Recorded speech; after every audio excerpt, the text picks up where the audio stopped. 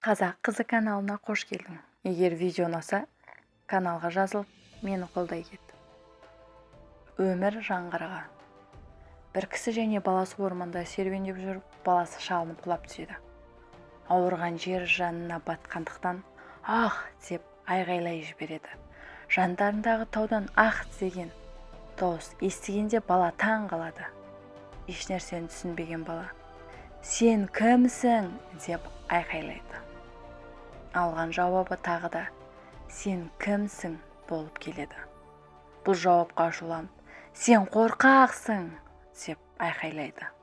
Таудан келген дауыс «Сен қорқақсың!» деп жауап береді.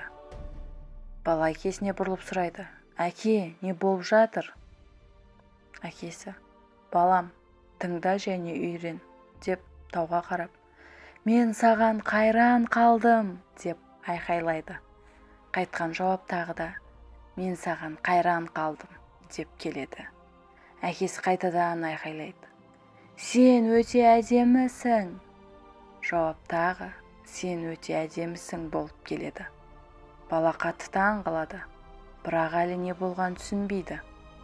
Әкесі оған «Адамдар бұны жаңғырық деп атайды, бірақ негізінде бұл өмір. Өмір әрқашан сенің бергендеріңді өзіңе қайтарады.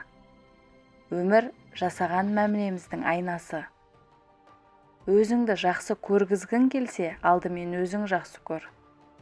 Саған жақсы мәміледе болуын қаласаң, өзің басқалармен жақсы қарым-қатынаста бол. Адамдардан құрмет көргің келсе, адамдарды құрметте. Адамдардың сабырлы болуын қаласаң, сен де сабырлы болуды үйрен. Бұл қағида өмірдің барлық кезең үшін бірдей.